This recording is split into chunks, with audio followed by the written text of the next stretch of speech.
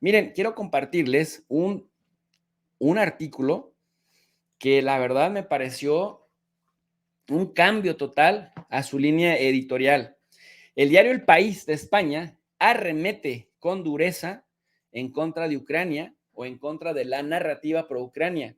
En este caso, quien lo hace es Juan Luis Cebrián. Juan Luis Cebrián no es cualquier personaje en el diario El País. Juan Luis Cebrián, para que se den una idea, es un periodista, escritor y empresario español que fue fundador y director del diario El País. Lo dirigió hasta 1976, perdón, desde 1976 hasta 1988, es decir, 12 años. Luego se volvió académico de la Real Academia Española.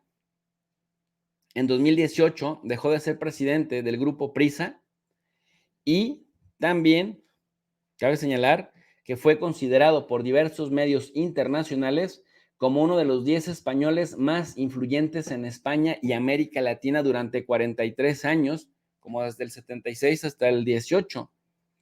También se le considera como el único académico hispano miembro del Club Bilderberg, que las teorías de la conspiración intentan caricaturizar, pero que sí existe el Club Bilderberg, esta conferencia, este foro Bilderberg que se reúne justamente una vez al año, a la que asisten las 130 personas más influyentes del mundo mediante invitación exclusiva, que se reúnen pues literalmente a conspirar para ver cómo dominan el mundo y que luego las de las teorías de la conspiración te caricaturicen cuando hablas del Club Bilderberg. Bueno, pues se reconoce que este señor es el único académico hispano que es miembro del Club Bilderberg y el único miembro de lengua española con funciones ejecutivas en ese club. Bueno, este señor José Luis Cebrián, que ya vimos que no es cualquier persona, sino un tipo bastante destacado, dicen, de los españoles más influyentes, escribe este artículo en el diario El País que dejó con la boca abierta a más de uno de los que apoyan la narrativa ucraniana. Se pone en defensa de Ucrania hasta la muerte y luego 3 puntos suspensivos de los ucranios. Además les dice ucranios con cierto desprecio porque pues todos sabemos que la acepción correcta es ucranianos. Decir ucranios es como los mexas, los gringos, ¿no? Dice, la guerra es un conflicto por correspondencia entre la OTAN y Rusia que tiene raíces muy anteriores a la invasión y cuya consecuencia inmediata ha sido el sometimiento del proyecto de la Unión Europea a los proyectos de la alianza militar. Juan Luis Cebrián escribe pues esta reflexión en la que deja pues con la boca abierta a más de uno. Dice, la Universidad Complutense y el Instituto de Estudios Estratégicos organizaron en julio un curso sobre los efectos de la guerra de Ucrania. Impartí la lección inaugural sobre una cuestión que hubiera merecido, amén de argumentos académicos, una discusión parlamentaria en profundidad. Estamos ante un tema trascendental para el futuro de Europa sobre el que la clase política ha evitado en las recientes campañas electorales cualquier debate, pese a las implicaciones para la seguridad y el desarrollo de nuestro país. Para analizar los efectos de la guerra, es preciso remitirse a sus causas, las lejanas y las más próximas. Comencé evocando a John L. O'Sullivan, un periodista estadounidense que en 1845 proclamó el destino manifiesto del todavía existente imperio americano. Dicho destino era extenderse por todo el continente asignado por la providencia para el desarrollo de un gran experimento de libertad y autogobierno. Así justificó, o así la justificó. A partir de entonces, hubo numerosas operaciones bélicas estadounidenses en el extranjero. Los presidentes Wilson y Roosevelt justificaron su participación en las guerras mundiales en nombre de la defensa de la democracia y no cabe duda de que Europa Occidental contrajo una deuda de gratitud con el pueblo y el gobierno de Estados Unidos. Ahí le faltó decir a don Juan Luis Cebrián también de subordinación más que de agradecimiento, porque vaya que están de peones ahí muy claramente. Bueno, Y continúa diciendo, hubo otras intervenciones menos brillantes, como la de Vietnam y las invasiones de República Dominicana, Panamá o Granada, o las aventuras en Libia, Sudán, Afganistán, Siria y la invasión de Irak.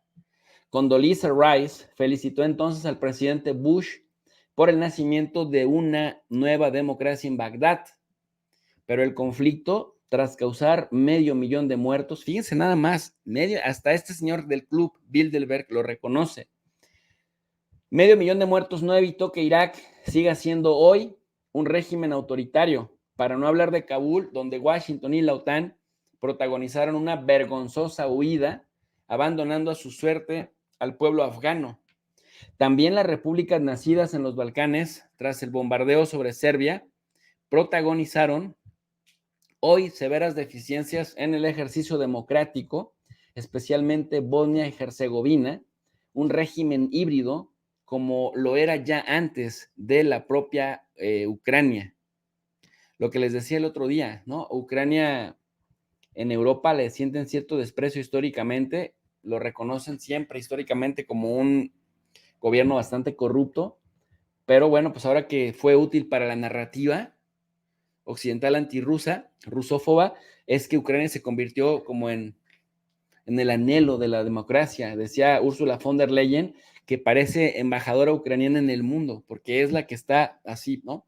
Bueno, dice Juan Luis Cebrián, ex director y fundador del diario El País, que les digo que fue sorprendente porque ahora ya está cambiando la narrativa.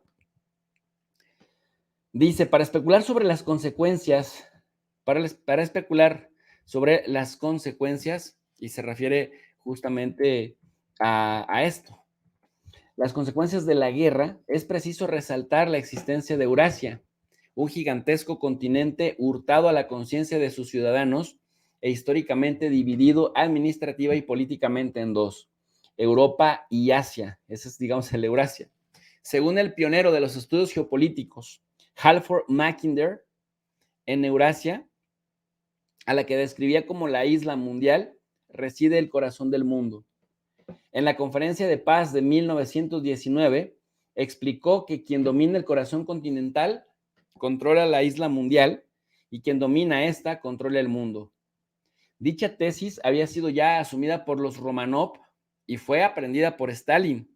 El debate en la sociedad rusa ha sido siempre su voluntad de ser considerada europea y el rechazo del resto de Europa a reconocerla como europea. También la creencia de que su país está rodeado de enemigos exteriores es lo que le ha llevado de continuo a alejar de sus fronteras cualquier amenaza. El consejero de Seguridad Nacional con el presidente Jimmy Carter, Zbigniew Brzezinski, después de la caída del muro de Berlín, definió el papel esencial de Ucrania, pese a su recién estrenada independencia, en la construcción de la nueva Europa y dice, abogó por su nueva Europa, por su incorporación a la Unión Europea y a la Alianza Atlántica. Según él, el futuro de Eurasia pasaba por el ensanchamiento de la OTAN. Especulaba, no sé si ingenuamente se refiere a Brzezinski, con la posibilidad de que la nueva Federación Rusa renunciara a sus viejos sueños imperiales, pero reconocía que la opinión pública rusa y amplios sectores de la sociedad ucraniana consideraban indestructible la unidad de origen y por tanto de destino de ambos países. En ese ambiente hubo cuando menos un acuerdo verbal entre Estados Unidos y Moscú que garantizaba la no incorporación de Kiev a la alianza como condición no escrita a la pronta reunificación alemana. Brzezinski definió que el nuevo marco de seguridad europeo se basaba necesariamente en la alianza estrecha entre Francia, Alemania, Polonia y Ucrania. Esa sería la manera de dominar el corazón de Eurasia, por tanto, de controlar el mundo. En ese camino andamos. Así lo dice abiertamente, en ese camino andamos. La OTAN y Rusia firmaron un acuerdo de cooperación, pero en la Conferencia de Seguridad de Múnich en 2007, Putin lanzó serias advertencias respecto al programa de Washington de crear un escudo antimisiles que suponía la instalación de bases en Polonia y la República Checa. Como respuesta, un año más tarde en la cumbre de Bucarest, el presidente Bush invitó expresamente a Georgia y Ucrania a integrarse en la alianza. La contestación de Moscú fue una operación especial militar en Georgia bajo el pretexto o con motivo de proteger a la población ruso parlante de Osetia del Sur. El conato de esa guerra fue atajado por la mediación de Francia, mientras creció la sensación en el Kremlin de que la decisión de acercar bases de la OTAN a las fronteras rusas estaba tomada. En 2013, la Casa Blanca auspició el golpe de Estado y la revolución popular del Euromaidán contra el prorruso presidente ucraniano. La respuesta de Moscú fue la invasión de Crimea en 2014. Ese mismo año, fue nombrado secretario de la OTAN Jens Stoltenberg, que ha llevado a cabo una política oportunista de declaraciones de cooperación con Rusia y despliegue de fuerzas en los países de Europa Central, pese a la convicción expresada, entre otros por Kissinger, de que ningún gobierno en el Kremlin permitiría la instalación de bases potencialmente ofensivas a 300 kilómetros de Moscú. Rusia es un país en declive, dice con mucha seguridad este señor, Juan Luis Cebrián, ex director del diario El País y fundador del mismo, también miembro del Club Bilderberg y uno de los 10 personajes más influyentes de España, dice abiertamente esto: Rusia es un país en declive, con una población y un Producto Interior Bruto decrecientes. Fíjense, acaba de rebasar a Alemania como la quinta potencia del mundo, pero para este señor, para Juan Luis Cebrián, es un país decadente, de un Producto Interior Bruto decreciente, pero sigue siendo la primera potencia nuclear del mundo. Como dice el mismo Kissinger en su libro sobre liderazgo, la guerra de Ucrania encarna el fracaso del diálogo previamente intentado por las partes, que no son Kiev y Moscú, sino la Casa Blanca y el Kremlin. Consecuencia inmediata de esta guerra ha sido la absorción de la Unión Europea de un proyecto de paz y cooperación a través de las leyes por una alianza militar. De modo que con países con profundos desajustes democráticos como Hungría o Polonia son aceptados y hasta lisonjeados por Occidente, igual que la Casa Blanca parece decidida a blanquear incluso al régimen tiránico de Venezuela. La cronificación de la guerra ha tenido otros efectos, como la creación de un triángulo entre Estados Unidos y estados antiguamente enfrentados, Irán, China y Rusia, dos de los cuales también son potencias, y claro que son potencias nucleares. Ha potenciado igualmente el protagonismo de Turquía, aliado fundacional de la alianza, que difícilmente puede ser calificado de democracia y que no aplica sanciones al país agresor. Tanto desorden amenaza los proyectos multilaterales y anuncia una gobernanza global en manos de un imperio en incipiente decadencia, enormemente armado, y otro emergente que trabaja a marchas forzadas por armarse. Se refiere a Ucrania. Además, y ahí es donde viene, somos presa de la propaganda y la mentira. Fíjense, lo dice el exdirector del diario El País, que arremete contra la narrativa pro Ucrania. No hay informaciones fiables sobre el número de bajas de los contendientes, pero podemos suponer que los muertos se encuentran ya por más de 100,000. Y mientras los gobernantes de la Europa del bienestar prometen la victoria total sobre Putin, sus ciudadanos se marchan a disfrutar de las playas de moda. Esta no es una guerra entre Rusia y Ucrania, sino una guerra por correspondencia entre la OTAN y Rusia. Ninguna de las dos puede ser perdedora absoluta si aspiramos a una paz duradera en Europa y que el conflicto no degenere en una tercera conflagración mundial. Pero las voces en pro de un alto el fuego parecen no conturbar a los gobernantes de la Europa democrática, los nuestros incluidos, dispuestos como están a defender a Ucrania hasta que muera el último ucraniano. Vaya cambio en la narrativa, y vaya que cada vez son más las voces que insisten en que no necesariamente Ucrania va ganando y que no necesariamente van a poder derrotar a Rusia, y en caso de que se obstinen en seguir enviando bases militares, soldados, artillería, dinero, pues nos acercamos a una conflagración bélica, que sería la Tercera Guerra Mundial, que todo mundo la quiere evitar.